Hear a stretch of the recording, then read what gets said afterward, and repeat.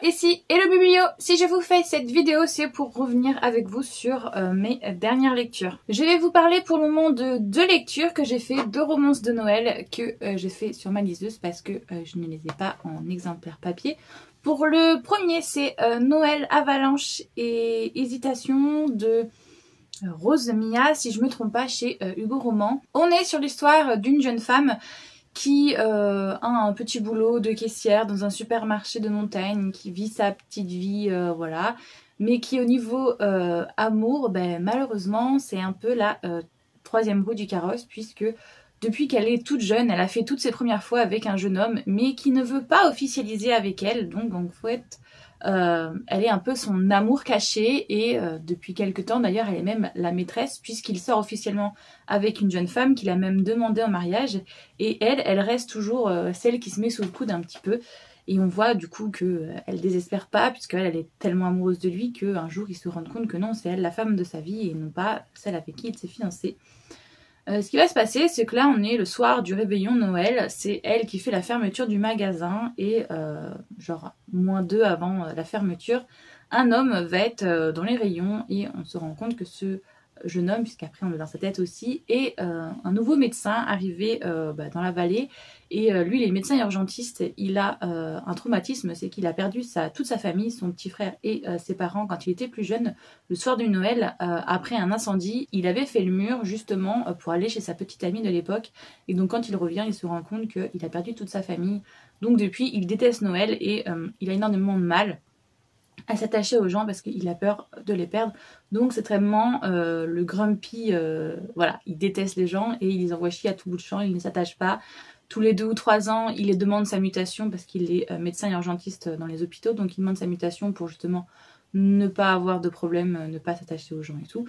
Donc là il vient juste d'arriver et il a rien dans son frigo, donc il décide de faire les courses à ce moment-là, et cette jeune fille du coup va lui demander de gentiment dégager puisque c'est la fermeture et il va y avoir une avalanche et ils vont se retrouver plusieurs heures enfermés tous les deux, et du coup voilà, c'est un peu proximité forcée.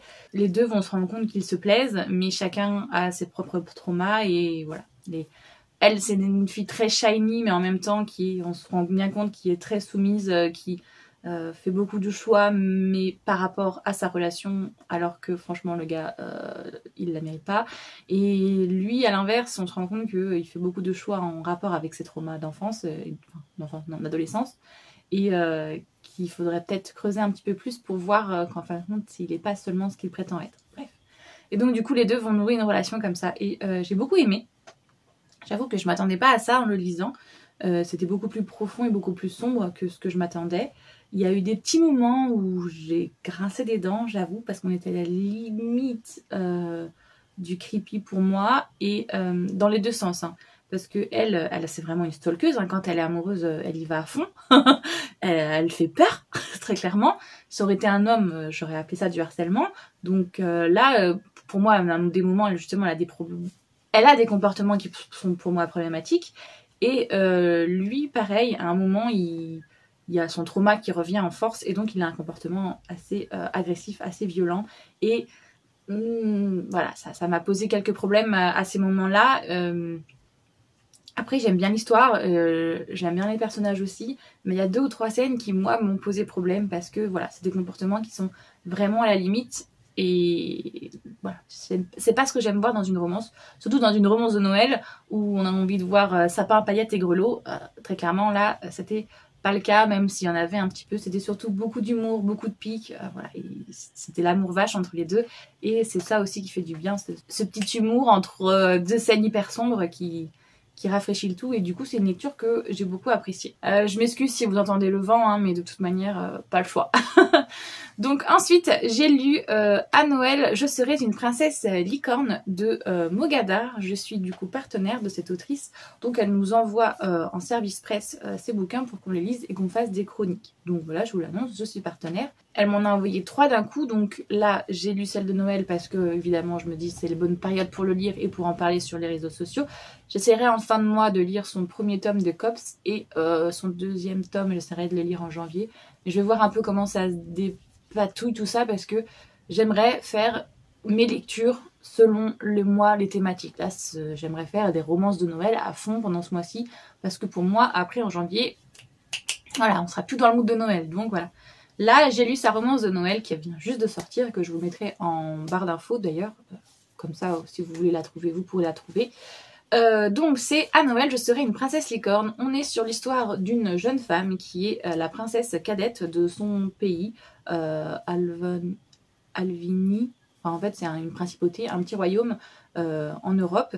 Et elle a perdu son frère qui était censé se fiancer avec du coup la princesse de la principauté d'à côté, au bourg je crois. En fait, normalement, ce mariage devait faire une alliance entre les deux pays. Et son frère, l'aîné, c'était le prince parfait, voilà, il était parfait, il allait être le prochain souverain, il était né pour son rôle et il le faisait très bien. Et donc du coup, elle c'était la petite cadette, celle qui était un petit peu sur le côté, et du coup pour être un peu plus visible, très clairement, elle faisait sa petite rebelle. Un peu, vous voyez, comme William et Harry, voilà, on est dans le même stéréotype, sauf que là, c'est un garçon et une fille. Et donc Harriet, la princesse, est une princesse très rebelle qui est partie vivre aux States après justement le décès de son frère, qui a fait des études là-bas, voilà, je pense, elle a des dreadlocks, de ce que j'en ai compris, ou des nattes, je sais pas, j'ai pas très bien compris, mais ah oui, elle est typée afro, j'ai oublié de le préciser. Et voilà, elle a un comportement piercing, voilà, toujours dans les presses un scandale et tout. Donc elle va revenir non je sais pas combien d'années, mais plusieurs années plus tard dans son pays natal, et sa tante, qui du coup est la régente en attendant qu'elle prenne le trône, très clairement elle lui fait comprendre qu'elle est malade et qu'elle ne va pas pouvoir rester longtemps sur le trône. Il va falloir qu'elle se marie pour elle aussi devenir reine à son tour, et qu'elle arrête toutes ces bêtises. Le souci, c'est que, comme je vous l'ai dit, dans ce pays, pour devenir reine, il faut se marier avant, mais elle veut absolument pas se marier, et encore moins avec le prince cadet, le petit frère de la femme qui devait épouser son frère, puisqu'il faut refaire l'alliance entre les deux pays. Très clairement, ça va pas se passer aussi bien qu'elle l'avait prévu, puisqu'ils ont engagé du coup Alex, un gars qui est censé lui apprendre les bonnes manières, puisque visiblement elle a laissé toute son éducation de princesse aux orties depuis qu'elle est partie aux États-Unis, et on découvre assez vite que cet homme n'est pas n'importe qui. C'était un des meilleurs amis de son frère, et il est très agacé. Il a l'air plus âgé qu'elle, on va dire. Bah oui, parce qu'il a fait les classes avec son frère, forcément, je suis bête. Il est très agacé par le comportement de cette petite princesse, justement, qui est une vraie peste, qui fait n'importe quoi, qui est très capricieuse, et qui ne se rend pas compte que dans quelques semaines, justement, elle va devoir rencontrer son futur fiancé, qu'elle va devoir devenir reine d'un pays, et donc du coup, il essaye de lui instiller de toutes les manières possibles les bonnes manières, le protocole, l'étiquette, tout. Mais ça va clairement pas être facile, parce qu'elle ne compte pas se laisser faire, et j'avoue que la protagoniste m'a particulièrement agacée, parce qu'elle a un comportement particulièrement exécrable. Alors oui, ok, elle a perdu son frère, oui, ok, c'est pas le rôle qu'elle veut, on le décide à sa place, il y a plein de choses, ok, je comprends, mais elle m'agace, voilà. Je peux pas le dire autrement. Et Axel est un personnage que j'ai particulièrement aimé, même s'il y a 2-3 trucs que je trouve n'est pas résolu dans son pattern à lui, parce que il est un peu plus vieux, il est un peu plus obscur, parce que justement on découvre des facettes de lui qui sont un peu moins clean que ce que t'es prévu, et je trouve qu'il y a des choses auxquelles on nous explique pas le pourquoi du comment. Voilà, je sais pas comment l'expliquer ça non plus, mais sans spoiler évidemment. Déjà ses relations amoureuses, au début on nous explique qu'il est comme ci comme ça, mais on nous dit pas pourquoi, et surtout on nous explique pas qu'est-ce qui fait que ça change.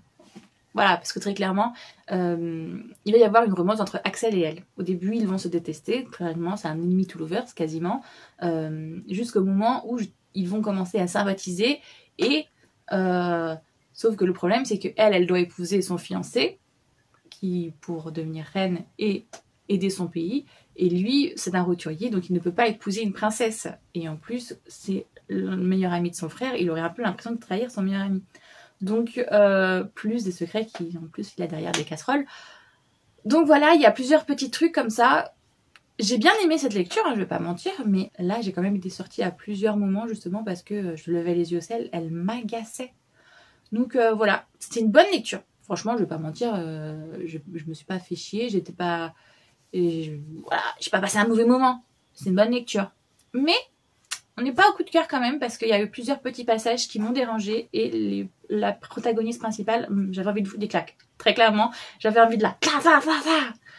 Donc voilà, j'ai bien aimé quand même. Je reviens pour vous parler d'une de mes dernières lectures que je viens de faire, c'est-à-dire Mémoire de la forêt, tome 3, L'esprit de l'hiver, que j'ai adoré. Franchement là, je pense que le premier tome je l'ai pas aimé parce que justement je l'ai pas lu à la bonne saison. Je pense que c'est ça, je l'ai lu, on commençait justement à arriver à l'automne. L'automne je l'ai lu en automne et j'ai bien aimé, et là l'hiver je l'ai lu en hiver et lui aussi je l'ai bien aimé, même si il m'a manqué quelque chose. Pour ceux qui connaissent pas Mémoire de la forêt, c'est de l'anthropomorphisme en fait, c'est comme si les animaux étaient des êtres humains, on est dans la forêt et donc on suit le parcours de certaines personnes. Dans le tome 1, on suit le parcours de ce libraire qui est un renard et qui va aider son ami tortue ou taupe à retrouver ses souvenirs parce que malheureusement il a la mémoire de l'oubli-tout, donc ils vont retracer une partie de sa vie pour que ses souvenirs puissent revenir. Dans le deuxième tome, on est avec toujours ce libraire qui va repartir à l'aventure puisqu'on lui annonce que la librairie qu'il détient malheureusement n'est pas à lui, puisque malgré que sa famille il est depuis 3 générations, en fait il l'aurait soi-disant volé à quelqu'un. Donc il va repartir à l'aventure durant l'automne pour découvrir son histoire familiale. Et là du coup dans le tome 3, on est sur toujours les deux mêmes acolytes, mais plus particulièrement avec ce petit garçon qui est son neveu, au libraire qu'on suit depuis le premier tome. Et les parents de ce jeune homme doivent arriver justement avant la fête de Yule, du solstice d'hiver. Mais ils ne sont pas arrivés, donc du coup ils vont commencer à mener une enquête pour savoir qu'est-ce qui s'est passé, qu'est-ce qui leur est arrivé. Et donc on va rencontrer pas mal de personnages et puis c'est vraiment conte hivernal justement, comme on est aux fêtes de Yule, les décorations, l'ambiance cannelle, coin du feu et tout, c'est franchement bien. C'est un petit peu une vibes comment c'était le Polar Express, parce que là du coup il y a un train. Et puis voilà, je ne vais pas vous spoiler parce qu'on va croiser pas mal de personnages qui font partie de l'intrigue. Mais j'ai bien aimé, mais il m'a manqué quelque chose. Voilà, je sais pas si c'est parce que c'est de la jeunesse ou quoi, mais voilà. J'ai préféré, pour le moment, c'est vraiment tome 2, tome 3 et tome 1. Je verrai si le tome 4, où il se situe. Mais voilà, je l'ai bien aimé, mais c'est pas un énorme coup de cœur comme le tome 2 a pu l'être. Donc voilà, très bonne lecture que je conseille par contre parce qu'elle est géniale. En plus, elle est augmentée de petites illustrations et tout à chaque fois, donc ça met à fond dans l'ambiance. C'est très cool, j'ai adoré. Je reviens vers vous pour vous parler de la dernière lecture que j'ai faite, c'est The Immortal Instrument. Vous verrez sûrement au moment où vous verrez cette vidéo, mais j'ai un calendrier de l'Avent avec Cynthia, un calendrier livresque, et je vais essayer parce que normalement la plupart des titres qui sont dedans sont des titres que j'ai déjà lus. Il y en a quelques-uns où c'est pas le cas, comme celui-ci, et donc je vais essayer de les lire petit à petit au fur et à mesure qu'ils arrivent pour pas me retrouver à la fin du mois avec une palle encore plus énorme qu'elle n'est déjà, surtout qu'il y a Noël à la fin du mois, donc voilà. Du coup, j'ai lu cette BD manga sur The Immortal Instrument, ça évoque le tome 1, mais une partie du tome 1 parce que forcément il n'est pas en temps entier. Pour ceux qui connaissent pas The Immortal Instrument, en tout cas dans le premier tome, on est sur cette jeune fille Clary qui pour le jour de son anniversaire va aller dans une boîte de nuit, Pandonium je crois que ça s'appelle, avec son meilleur ami Simon, et elle va se rendre compte qu'elle voit des choses que les autres gens ne voient pas. Elle voit 3 personnes en train de tuer une autre et ça ne choque absolument personne, surtout que ces types ont des tatouages un petit peu chelous et que la personne qu'ils ont tuée visiblement c'est une créature qui quand ils l'ont poignardée est partie en fumée. Donc elle va vite se rendre compte qu'en fait, le monde n'est pas tel qu'elle le croyait. Il existe ce qu'on appelle des anges, des démons, des vampires, des loups-garous, des fées et des chasseurs de démons. Elle va faire la rencontre de 3 en particulier. Jace que vous voyez là, Alec, son frère adoptif et son parabataille, donc son frère d'armes si je puis dire. Isabella, sa sœur, la sœur de Alec du coup. Et puis elle va rencontrer l'Institut et découvrir que sa mère lui a peut-être caché des choses sur son identité puisque sa mère va être kidnappée et donc du coup elle n'aura pas le temps de pouvoir lui demander des comptes sur tout cet univers qu'elle découvre. Et j'adore. J'ai adoré retrouver les personnages du premier tome parce que moi je suis rendue évidemment bien plus loin et je suis trop contente, ça fait plaisir de retrouver l'histoire et de replonger justement dans mon adolescence. Quand j'ai commencé à lire ça, j'étais au lycée, j'étais à l'internat, donc voilà. J'adore, je suis trop contente et je recommande si vous voulez justement rentrer dans l'univers The Immortal Instrument.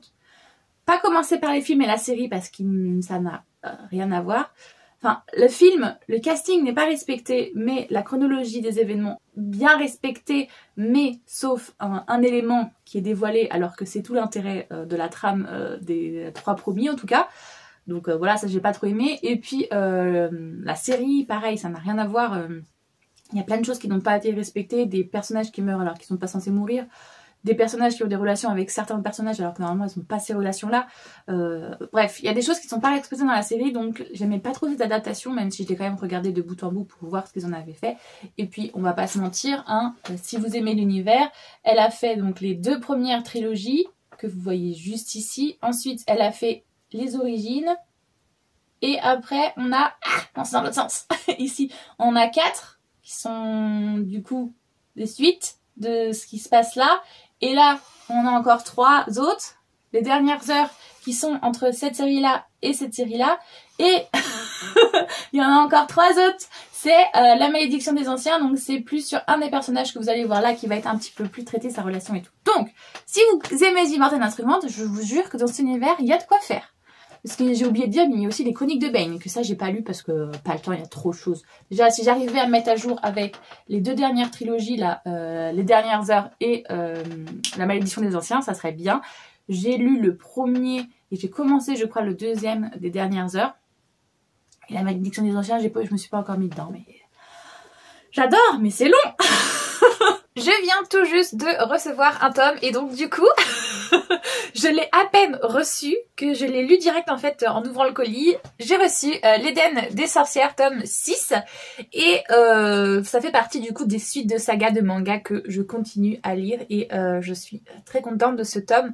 Alors, pour ceux qui connaissent pas, c'est l'histoire. Eh bien, l'écologie, c'est pas ça, puisque les humains ont bel et bien détruit la Terre, il n'y a quasiment plus de plantes, et donc du coup, la survie de l'humanité est remise en question. Et c'est un peu un mélange entre moderne et médiéval, puisque du coup, il y a cet aspect roi, château fort et tout, donc voilà, vous allez comprendre, vu que c'est en fait un peu un post-apo, mais version médiévale. Puisque, comme je vous ai dit, il y a des rois, des reines et tout, mais l'écologie a fait que le réchauffement climatique et tout, il n'y a plus de plantes. Et celles qui arrivent à avoir des plantes, on les considère comme des sorcières justement, puisque c'est bizarrement certaines femmes dans certaines contrées qui arrivent à faire pousser des plantes. Donc on les considère démoniaques, puisque ce sont les seules capables voilà, de faire ça. L'humain ne se remet absolument pas en cause, puisque c'est évidemment le gros destructeur de la nature, et il veut absolument dominer la nature. Il ne se remet pas en question justement si ce n'est pas le fait de vouloir dominer et non pas de vivre avec elle qui fait que les sorcières, elles, ont cette magie entre guillemets de pouvoir avoir des plantes alors que les humains non, et comme les humains meurent de faim, ils sont méchants et voilà, grosse chasse aux sorcières et tout ce qui s'ensuit. On suit une jeune femme qui est censée justement avoir une mentor et lui apprendre à devenir une sorcière, sauf que il va y avoir une chasse aux sorcières et sa mentor va se faire tuer sous ses yeux et il va y avoir toute une quête pour retrouver justement l'Éden des sorcières, l'endroit où les sorcières seraient protégées des humains tout simplement et pourraient vivre en paix entre elles et avec la nature. Donc voilà, j'ai adoré et je suis très contente d'avoir lu la suite et j'ai hâte de lire la suite. Désolée pour la qualité de la vidéo, il fait gris, il pleut, il vente. Je pense que l'image va pas être au top de sa qualité, mais bon, on fait ce qu'on peut avec ce qu'on a. Je profite d'avoir pris la caméra pour faire du coup la case du jour, pour vous parler de ma lecture de hier soir. J'ai fini Le fils du Père Noël est un con et je suis très contente de l'avoir fini parce que pendant les 50 premiers pourcents, j'étais en mode c'est pas vrai qu'elle est con, c'est pas possible. Pour ceux qui connaissent pas, c'est l'histoire d'une jeune femme qui se sentait pas bien dans son village natal et donc du coup est partie dans la grande ville à New York pour faire ses études et travailler. Elle revient tous les ans pour les vacances de Noël et pour les fêtes de fin d'année, mais elle ne reste que quelques jours, elle reste enfermée chez son père et elle ne veut pas voir les gens de chez elle, enfin de son enfance et de son adolescence parce que elle ne se sent pas bien, elle a été harcelée par des petites pestes et tout, donc voilà. Elle veut pas les revoir les gens. Sauf que là, cette année, son père a eu un accident et il ne peut pas ouvrir la boutique familiale, donc il a besoin d'aide et il va lui demander de bien vouloir prendre des jours de congé pour l'aider à faire fonctionner la boutique. Elle va accepter, elle va faire un arrangement avec son patron et quand elle va revenir évidemment dans sa ville natale, beaucoup de choses ont changé. Elle se rend compte que les gens ne sont pas aussi méchants qu'elle le pensait. Il y a un nouveau venu qui a repris un bar dans lequel elle allait souvent avant, et bon maintenant voilà. Et une amitié va se créer entre ces deux-là, et elle va retrouver son ex et, de l'époque. Et il va essayer de renouer une relation avec elle. Et j'ai adoré ce bouquin parce que ça parle de plein de sujets. Déjà de la famille, du boulot, de comment des fois on peut délaisser certaines choses sans le vouloir, sans le faire exprès. Des gros quiproquos aussi, que ce soit dans la sphère familiale, amicale ou sentimentale. Parce qu'il suffit que les phrases soient mal interprétées en fait pour que la personne... Il y a des gros quiproquos qui se créent. Et là, on a ça à la pelle.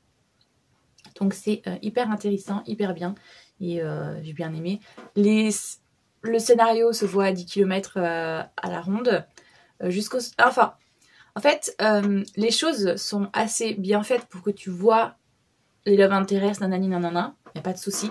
Par contre, la meuf, elle est teuteux plusieurs fois, enfin, même moi, j'étais en train de dire, non mais meuf, pose la question en fait.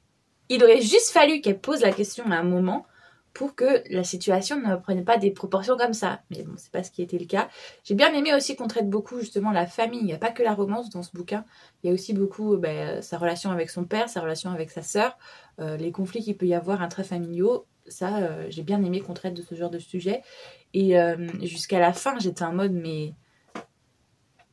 Voilà.